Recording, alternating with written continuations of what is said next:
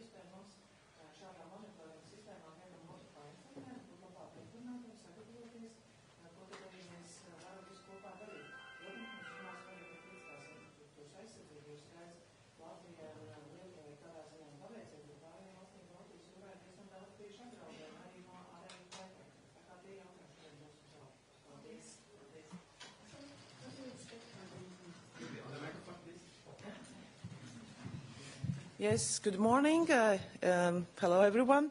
At first, let me thank Estonians for organizing this meeting. It's 10th year, but the third time when in a prime ministers and presidents level, we coordinate such a meeting, and this is good because we can coordinate our region's interests in a much better way, because here is represented Baltic states, so Baltic Sea countries, high North countries, and North Atlantic. So those issues are very common in all those regions. Those countries represent 10 NATO countries which spend more than 2% or at least 2% for their defense expenditures. So we are as well those countries who are a loud voice and voice who represents as well needs what Ukraine needs. Therefore, if we are coordinating our policies for deterrence and defense as well against Russia and Belarus, we are better coordinated. We have our united common message, and it gives us a better platform how we can defend ourselves as well. So today we will probably discuss how we can help even more for Ukraine, how we can make more operable JEF format as such, because our armies has trained together, and these operative measures can give us better understanding what else we need to do for JEF to be used as a platform for defending our countries in a much better way. Thank you. What is your message to the Russians? Those countries in this region are united. We are strong. We are spending as much as is needed for our region to be defended, to be strong in our policies as well. And we will be the platform which can prepare ourselves for any obstacle if such comes. We understand that Russia is not predictable, and we have to be prepared for that. Thank you. What about Ukrainian deep strikes into Russia?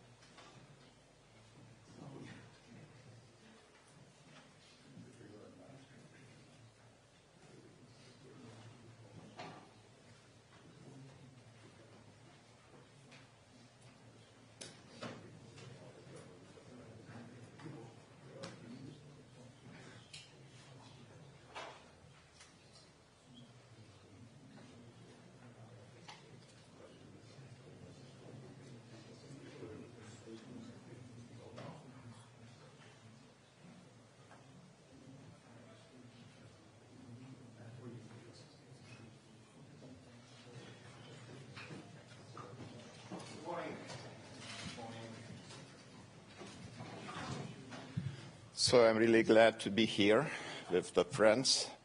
JEF is a format of like-minded countries. Many of them are the frontline countries, including my country, Lithuania. So we understand, as nobody else, how important it is to take our defense issues seriously, how important it is to increase the defense spending. We plan for the next year 3.5% of our GDP dedicated to the defense. And of course, the tasks are even more ambitious because, according to our plans, we have to establish national division fully equipped with all enablers until 2030. For that, we need even higher level of defense for 4.5% of our GDP.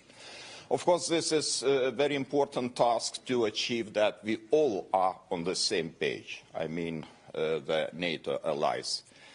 So this is the reason why we have to push and to encourage our partners to do the same, to increase the floor for defense spending from 2%. We agreed on that in Vilnius summit, but taking into account the new situation, geopolitical realities, we have to increase the spending at least up to 3% of GDP. Of course, it would make also positive impact to United States administration, and for us, transatlantic bond and strengthening of transatlantic bond is a very important priority. That's it from my side, and of course, we have to support Ukraine, because now Russia feels to be the stronger side, taking the initiative on the battlefield. And this is the reason why it would be extremely difficult to bring Russia to the negotiations table if the situation on the battlefield will not change. Hopefully, with our dedication and our commitment, it is possible to change the momentum on the battlefield to the better direction, and then, of course, to start to talk about possible solutions and peaceful negotiations on the peace. So this is actually the moments which are extremely important for my country, and we look forward to cooperate with our partners in the future. Thank you.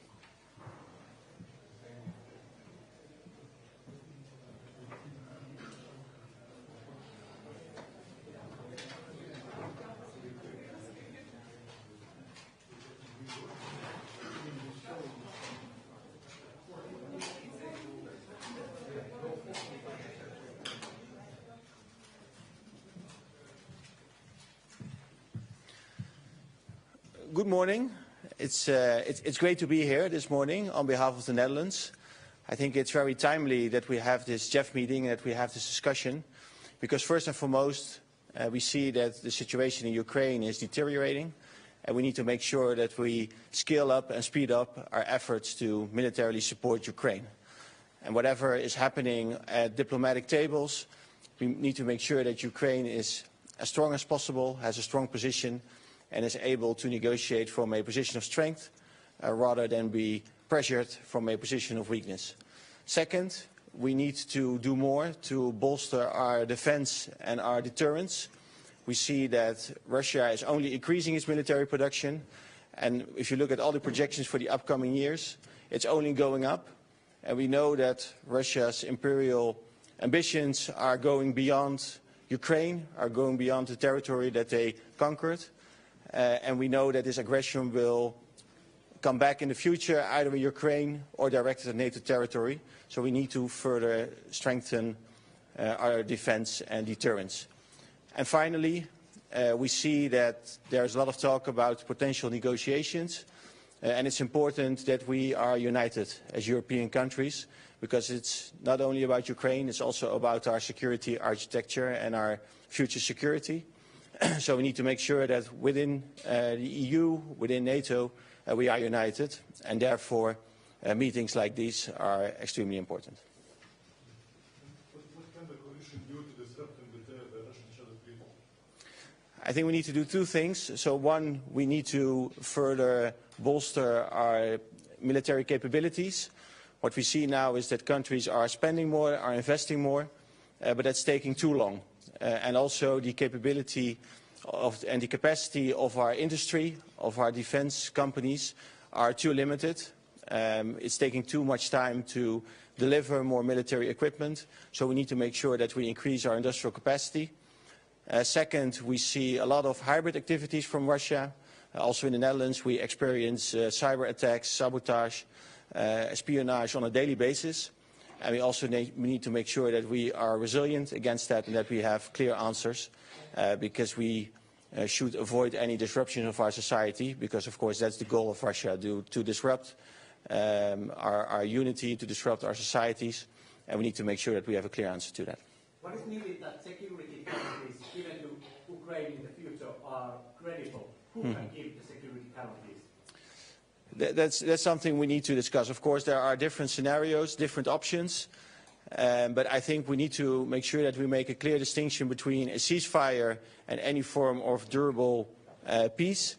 Of course, a ceasefire can be relatively easy, but to make sure that you have durable peace with credible deterrence and with sufficient security guarantees, of course, that's more complicated. And it's not, there are no easy answers, and therefore it's so important that we have meetings like these in order to exchange views. What is Netherlands' answer for defense spending or defense? Yes, so we are reaching the 2% now this year. We also are close to setting this in our law, so not only in our budget but also to have this 2% as a minimum in our law. At this point, we are growing very fast. We went from around 1.4% to 2% in just a few years. And in this fast growth, it's now quite difficult for me actually to spend the full 2%, because I've ordered a lot of weapon systems. I try to hire new military people, but it's taking more time than I would like to see. And that's why I also made my remark about the industrial capacity that we need to increase. So at this point, we as the Netherlands, I'm working on a daily basis to make sure we spend the 2%.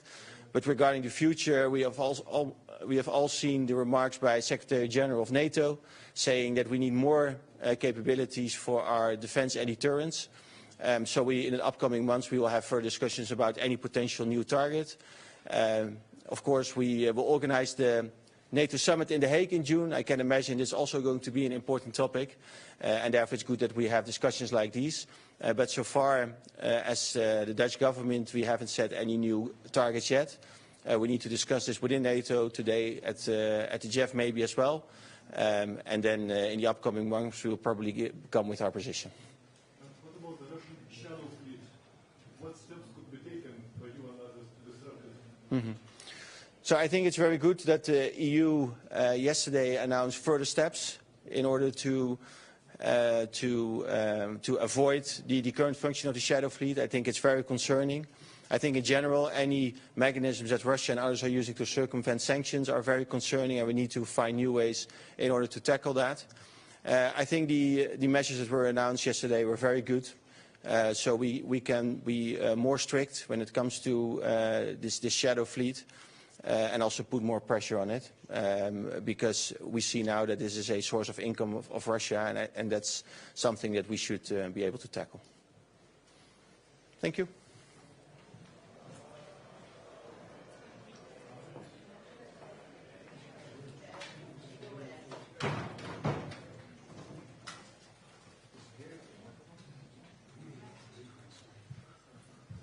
Good morning. I'm happy to be here on behalf of Norway. It's my second visit to Tallinn in less than a year. And this is an important venue for a group of countries that have a lot to achieve together. So I appreciate the Estonian government having brought us together in JEF. We have important discussions on how we as a group in NATO coordinate our defense efforts in this regional Baltic, Northern European, Arctic setting. And at the same time, obviously, it is Ukraine that is on top of our agenda. And we are like-minded countries in our support to Ukraine. The Nordic-Baltic group is the leading contributor to defense in Ukraine, Ukraine's legitimate defense, both in terms of military support and also economic support to their other humanitarian and civil efforts. So I'm very happy to be here for this meeting. Mr. Prime Minister, is the JEF more credible, more effective than NATO if something really bad happens? They are not two different things. NATO is the treaty, and it's the guarantee we have to be in an alliance of solidarity. It's a stronger alliance now than 5 or 10 years ago.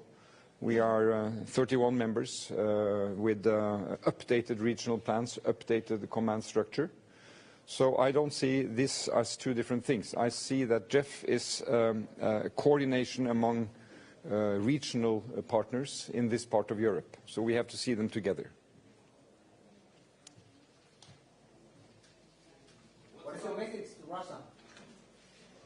Well, the message to Russia is that the war in Ukraine should end. And it can end quickly if Russia is stopping its aggression. This is a devastating war, killing people, destroying parts of Ukraine. And we have to be very clear on that. This is a breach by a member of the Security Council of so many chapters in the UN Charter. So this is the message. And the other message is that we will stand firm in supporting Ukraine and that countries in Europe should come together and secure the right of every country, small or big, to live in security. And Russia has to contribute to that and not be a spoiler as of now. How do you see the problems with the shadow fleet in the Baltic Sea? Norway is at the moment not contributing on your agreement you published yesterday. What will Norway do in that matter? Oh, we have a very focused work now in many different settings to limit and to restrict this phenomenon of a shadow fleet. These are ships now transporting Russian oil under either no insurance or under critical insurance systems, bypassing sanctions and causing environmental danger. So Norway, being a maritime nation, is really working hard in this setting, in Nordic-Baltic setting, in the IOM setting, to limit and to restrict that phenomenon. Can you imagine that someone should board a Russian oil tanker from the Great Fleet? Well, I mean, there is a basic principle in the maritime legislation that you have free passage of ships. So that will have to be if the coastal state has the right suspicion or see that there is infringement on laws, that you have to board to inspect. And there are rules to follow here, but I believe we need to cooperate to see how we can strengthen those rules and regulations to, again, to limit and restrict this very dangerous phenomenon. What about the permission of Ukrainian deep strikes into Russia? Sorry, can you repeat? Deep strikes into Russia. Well, Norway's position has been that Ukraine has a right to defend itself, and we expect that they will defend themselves according to the basic rules of international law. You have the right to defend yourself against aggression. Full stop. Okay. Thank you.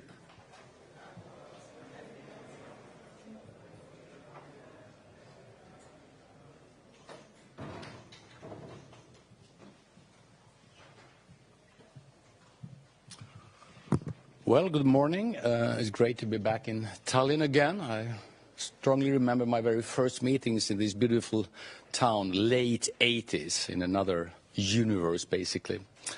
But now we're back in serious times again, and it's extremely relevant to meet in this format. The very first JEF meeting when all the partners in JEF also are formal allies in NATO. So it gives an extra flavor to this meeting. Well, the topics are very obvious. The support to Ukraine, of course, but also the even closer neighborhood, the shadow fleet in the Baltic Sea. A lot of efforts are being made right now, and as you know, we agreed yesterday on increasing our efforts to really stop those vessels that provide a serious threat in different ways for our country. So I look forward to today's discussions. That's it. Should JEF nations have a defense spending goal of 3%? Well, most of the countries, well, all of us are rapidly increasing our defense spendings, including Sweden, as you know.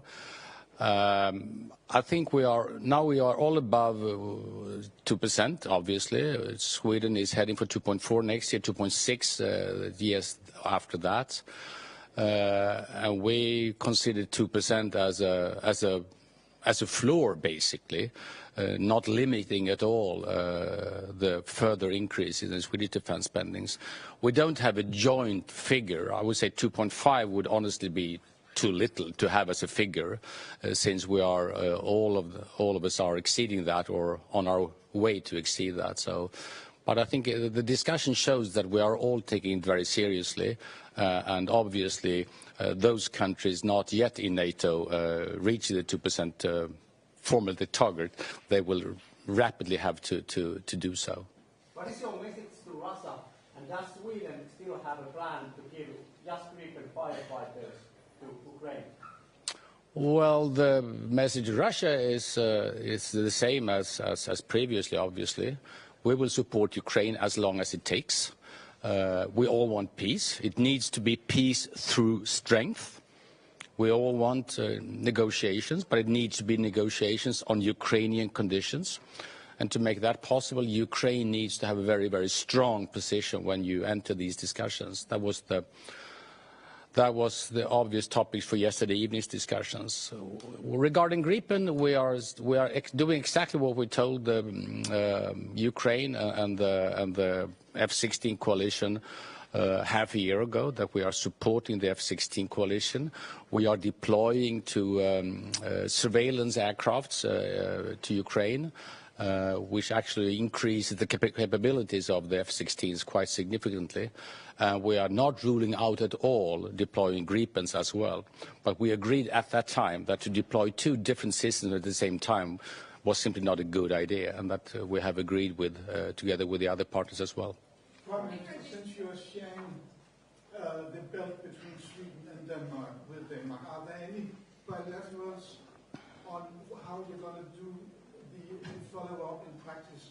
Sorry, on what? On the shadow fleet. Ah, yeah. To inspect. Yeah, well, the ships?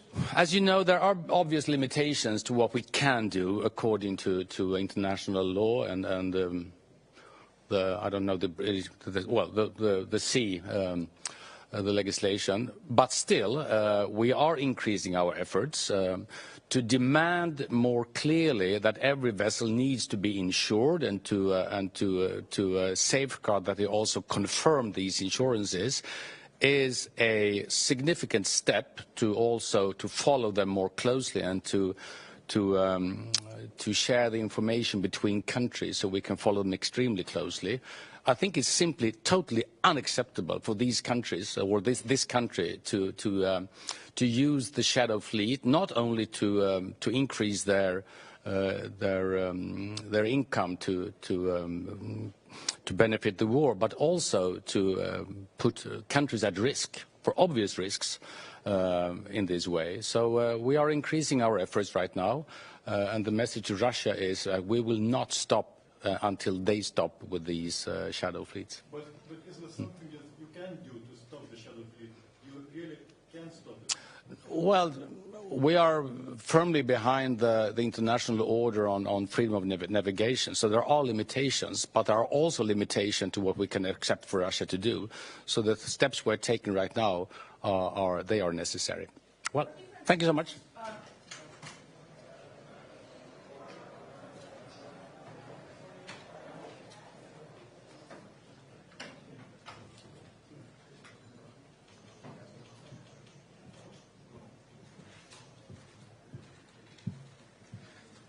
Good morning. Very good to see you and very good to be here for this important JEF meeting. JEF is now 10 years old and slightly bigger than it was when we started, but it is more than proved its worth. And we have the chance today to have important strategic discussions on matters of mutual concern and interest, and Ukraine will be amongst those. We had a good informal discussion last night about our perspectives, and so today is a real chance to take that together with our allies and share our thinking and share our development of ideas as we go forward. But JEF has more than proved its worth. A very, very important meeting, so very, very pleased to be here. Thank you. Prime Minister, could you please comment on the killing of the Russian top general in Moscow today? I would ask whether the United Kingdom is prepared to increase defense spending to the 3% of GDP, and whether it considers it realistic to reach an agreement of 2.5%, or at least to reach the prerequisites for that here in Tallinn. Thank you very much for that. Apologies. Thank you very much for that question. And the starting point here is the first duty of all governments, including my government, is obviously the safety and security of our people, national security. And that's why we're having this important discussion. The world is more volatile now than it has been for some time. And that's why we made a big commitment to defence spending in the budget that we passed just a few weeks ago. And we will set out a pathway to 2.5% in due course. So it is an important commitment. And today is an opportunity to discuss with our allies not just the question of budgets, but also the question of how we cooperate, coordinate together, make effective use of the capability that we all have. And so I'm very much looking forward to that. Thank you very much.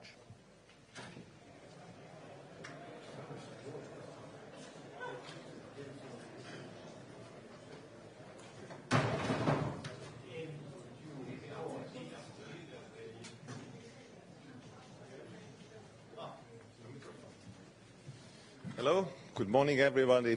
I'll be brief because the schedule is quite tight already. Thank you for coming to Tallinn. Thanks for everybody, all the leaders here. JEF meeting has already brought some results. Yesterday we agreed to double down on Russia's shadow fleet, which is like a money train running, bringing them fresh cash to wage war in Ukraine and do harm to other democratic countries. Today's topics obviously will be Ukraine, how to assist more, how to put the Ukraine in a position of strength to make Russia behind the table asking for the negotiations. And also the topic about how to increase our defense capabilities, what can we do, what is the interoperability between the countries. So these will be the topics, and there will be a press conference later, so I'll be very brief. Thank you.